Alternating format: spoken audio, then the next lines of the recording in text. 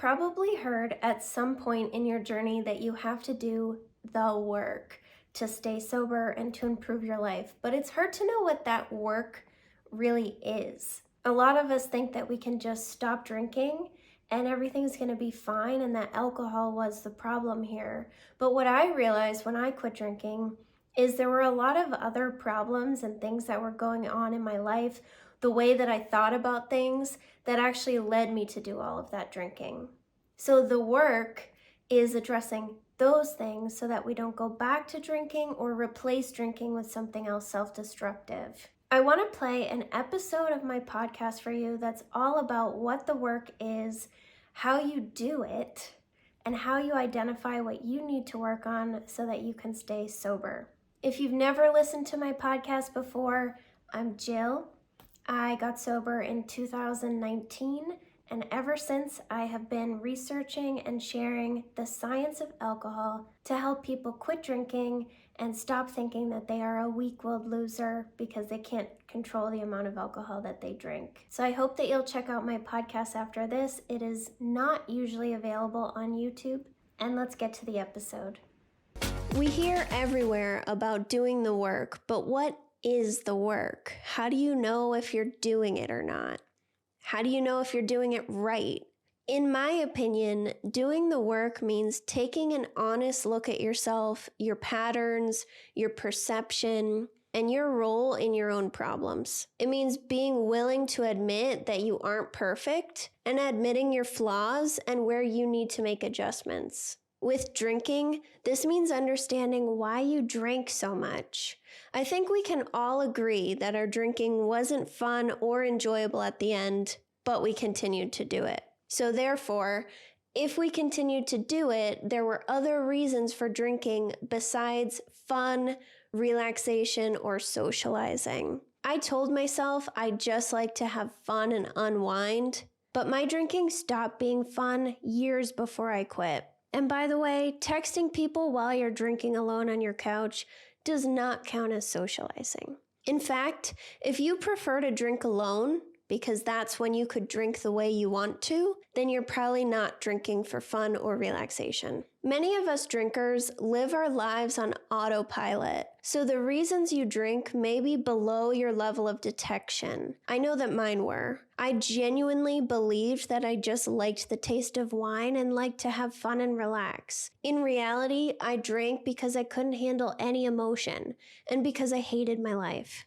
Drinking was a 2-hour escape from a life that I thought sucked. So the work for me was learning to manage emotions, learning to change my thinking, and creating a life that I enjoy on its own without having to take an edge off of anything or enhance something. The hardest part of the work for me was identifying my role in my own misery. I was very reactive. I had unrealistic expectations of others. I was easily offended and took everything personally.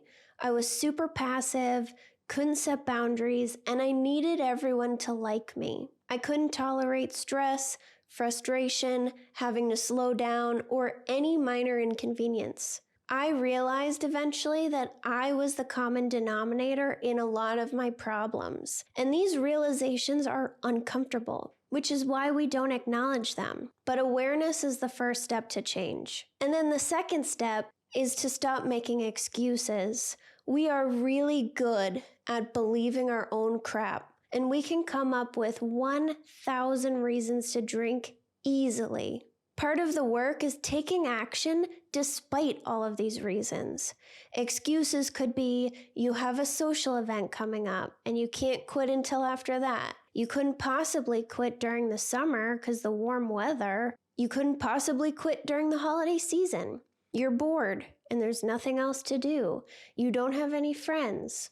Things are too hard right now. You work too many hours. These are all things that can be worked on, but drinking is letting your problems continue to exist. Ask yourself, do you want to be uncomfortable for a few months? Or do you want to continue to feel the way you do now for years or decades because you made excuses to not do the work and you bought into all your own crap? There are solutions to almost every roadblock, and once you start seeing things as obstacles instead of justification for you to just give up, then your life will improve. Boredom, loneliness, anxiety, anger, lack of non-drinking friends are all obstacles. Excuses keep us stuck in victim mentality.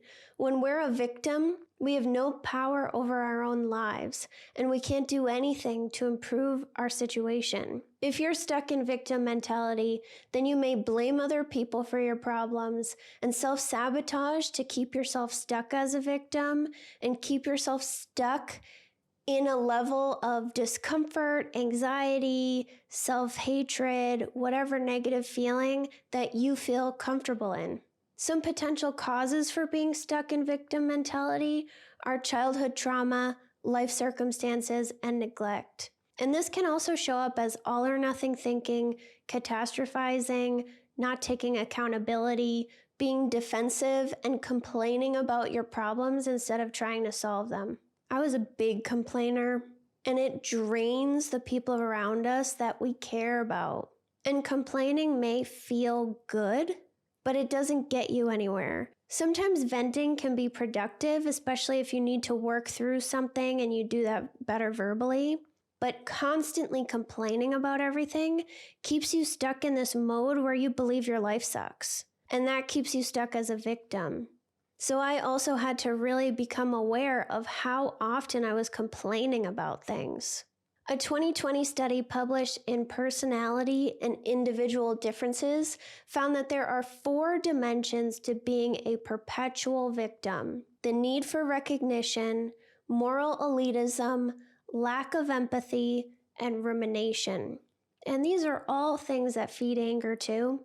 And we talked about rumination a lot in episode 189. But moral elitism is the belief that our actions are justified because we have good intentions or good morals. It can develop as a defense mechanism against deeply painful emotions to help us maintain a positive self-image. It makes us think other people are being selfish. If you're stuck in victim mentality and this is resonating with you, then the first step is awareness of that. After that, then you can get more specific. You can work on recognizing when you get defensive, when you're making excuses, when you're complaining too much, and when you're blaming others. When you recognize those behaviors popping up, challenge yourself to take responsibility. Victim mentality keeps us feeling out of control and triggered. Taking responsibility brings our life back into our control, and that is so empowering and comforting.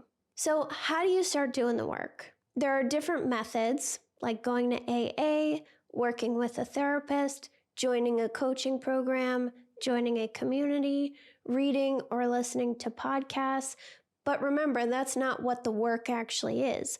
All of those methods work. It just depends on you and your preferences. Some people prefer AA, other people prefer therapy, other people prefer online communities, other people do multiple things. Everything works. There isn't one superior method. I think that the work involves a lot of thinking. You can think things through on your own, but we can only get so far by ourselves. And also, it's a lot easier with the help of other people because we're too close to our own lives to make some connections. Plus, if you're in community with other people like you, then you learn from the wisdom of the group. And you learn their lessons too, not just your own lessons. I think that the work is all about recognizing a toxic thought or pattern that you have, taking it out of your head and looking at it, turning it around and looking at it from a different angle, showing it to someone else and having them look at it, and then putting it back in your head and repeating this process several times. There are some thoughts that I've been doing the work on for years, and each time you look at it, you get a little bit closer to that big epiphany moment. You shift a little bit every time you look at it. Sometimes other people can make these shifts happen faster for us. So maybe I've said something on the show that felt like an epiphany for you, or someone said something in a meeting that just really made it click. That is also part of doing the work. So here's an example that I've been working through for a while. I've always been chasing more achievement, more acknowledgement, and more prestige my whole adult life. I wanted to get a PhD, not because I cared about research so much, but more because I cared about what a PhD represented. And this is exactly why I don't have a PhD. And then I wanted to get promoted in biotech to a certain level because I felt like then I would be acknowledged as smart and a worthy contributor to whatever the company was. Then I wanted to get a certain number of podcast downloads, Instagram followers, and fame because I wanted people to acknowledge how hard I work and everything that I contribute. This has all made me push myself way too hard. It's led to resentments, low self-esteem, setting myself up for failure, and cycles of burnout because of working 24/7. So the first step here for me was recognizing why I actually wanted the PhD. I kept myself in victim mentality about it for a long time, but once I acknowledged my true motivations, I was free, and then I could reframe. It's taken me 10 years to do the work on this, and I'm now reaching a point that I like to call enoughness. I don't want the number of listeners that Dr. Huberman has, for example, because that comes with a ton of trolls and hate. I'm not willing to put in the work to get a PhD and make those sacrifices. I'm not willing to put in the work to climb the career ladder in biotech. I've been getting closer and closer to enoughness this year, and it feels really good and peaceful. What I have, what I contribute, the impact that I make, and the recognition that I get is enough. A big part of this work has been not relying on external validation and being able to feel good on my own. And this is another anger trigger too, feeling like you need acknowledgement from other people. And that was a huge contributor to my anger. Early on in my sobriety journey, I realized that I am the drama. And although that realization was uncomfortable and painful, it was freeing to acknowledge it because that means that the drama can end. I realized that I was at the center of all the drama in my life, and nearly all of it was because of how I reacted to things, how I perceived other people's intentions, and my very low self-esteem. So here's another example. I used to blame everybody else for my drinking because I couldn't handle thinking that I was weak. Couldn't handle it. I realized I'm not weak. I just didn't have any coping skills or tools. I had no emotional education. That doesn't make me weak. It just means I have to learn some skills. So then I learned coping skills and felt empowered. So now that we're a little more clear on what the work is, I want to discuss common distractions and setbacks that I see out there online. Inspiration can be like its own drug, where you get inspo from a creator, you don't make any changes at all, and then you come back for another hit of inspo. You should evaluate what you spend your time doing and if it's helping. Early on in my journey, I spent a lot of time getting inspired and dreaming big, and then I would continue to stay in exactly the same place. It wasn't about being inspired and having big dreams. That wasn't my problem. My problem was I had very toxic thinking, and I was super reactive. A lot of these big inspo accounts or conferences are designed to get you hooked so that you keep coming back for another hit. They know exactly how to talk to get you super inspired, but then tell you nothing at the same time. I think that inspo can even set up a block that prevents us from making any change. If we get inspired, we start to dream about the future and get excitable, instead of living in the present and reflecting on our past experiences. For me, the catalyst for making change in my life was usually negative things, like being embarrassed at the way I behaved or feeling fed up with my own crap. I'm not saying that inspirational stuff is all bad because I know that personal stories of recovery are really inspiring and help people make change, but my point here is to take an audit of what you spend your time looking at or listening to and make sure it's helping you and not holding you back. I spent years looking at inspo stuff for hours and hours and hours a day, and I really believe that it held me back. I saw no positive change in myself from it, And once I unfollowed all of that, I actually started to make progress. Another roadblock that's kind of similar to this one, some creators like to make their audience feel outraged. They might tell you about big alcohol and all this alcohol marketing, and they might share things like in their story or on their page, criticizing how many people are pushing alcohol as the solution. All this does is make people reactive and feel outraged and out of control. So it keeps you stuck in being reactive, but feeling like you're in community with all the other outraged people. But then because you're so reactive all the time and hyped up, you can't take a look at your own life and make any change. So this is one reason I never look at alcohol marketing. People send me reels or posts, and I purposefully don't look at it because then it tells the algorithm that you want more of that. So now you're getting outraged from one thing and you're commenting on it and you're sharing it with a bunch of people, and all of that signals the algorithm that you would like to see more of that type of content. So keeping yourself stuck in outrage, it might feel like you have this mission and you want to help, but it's not actually doing anything for you. So that's just my advice. You don't have to take it. Just some things that I've observed from my own personal experience.